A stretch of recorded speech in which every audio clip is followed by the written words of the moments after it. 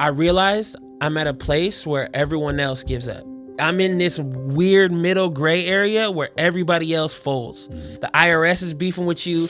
The car payments is late. You know what I'm saying? It gets to a point where you're just like, either I have the story or this folds. And I'm like, I crashed the ship that I've been steering. You feel me? A lot of people, obviously talk about their journeys coming up, but don't necessarily talk about the stuff that happens behind the scenes. And one of the things with Homegrown, people know our come up. People know the apartment off of Lamoli in Inglewood where we got our start. That was my father's apartment, right? The complex, it was his apartment complex. So I was living there at the time with my wife. We kind of like are getting momentum, gaining shit, getting things up there with the show, getting a lot of accolades, a lot of just great moments, right? And what people didn't know is my father passes away. And I knew that was going to forever change the dynamic of the show, but I didn't kind of know how fast it was going to happen. Obviously on some personal shit, it's a traumatic experience losing a parent, but it was my understanding at the time that the apartment was going to kind of stay within the family, or at least we wouldn't have to move immediately or anything like that. Long story short, found out that we had to move, like after having a conversation of, oh, no, you'll be fine, you can stay there. And we were still doing the show till one day, hey, yeah, you're gonna have to get up and move and figure this out. You get, I don't know, if I take accountability in anything, it's getting caught up in my own journey and like how it's not that deep, bro. Like, got it. You feel me? Like for a while, like felt like I had to take a step back out of my own movie. You feel me? Like, because you start to realize you're playing a character instead of you're being yourself. You felt like you was bitter? Hell yeah. I was bitter as fuck because I felt like I was supposed to been on. That's how I felt. Based on what though? Just the same confusion that we all have, just thinking just because you good, like this shit supposed to work. So being around this shit, moving around, Blast was one of my close friends. I'm watching a dude that I was broke with just take off. It's like, nigga, where mine?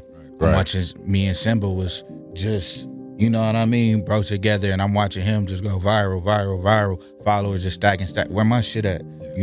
So you feeling like that, and you feeling like you gotta prove something. Now I'm not looking at how this person runs their race or where this person is at. I'm more so thinking about where I am and what I can do to build myself up as well as build up my team. And that's where I had to start taking accountability too, of like, I don't know, bro, like this all falls on me and no one is gonna ever give a shit as much as I give a shit, and I can't expect them to. I lived in my car for 8 months, you know what I'm saying, like in LA, studio to studio, chasing dreams.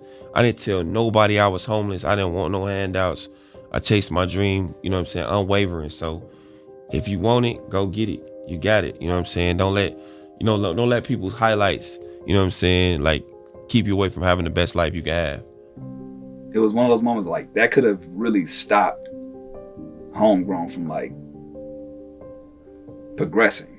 That was a tough time for at least myself personally, because I just didn't know what the future of Homegrown was going to be, in that moment, because we've, built so much momentum inside the apartment. It was a special moment, special place.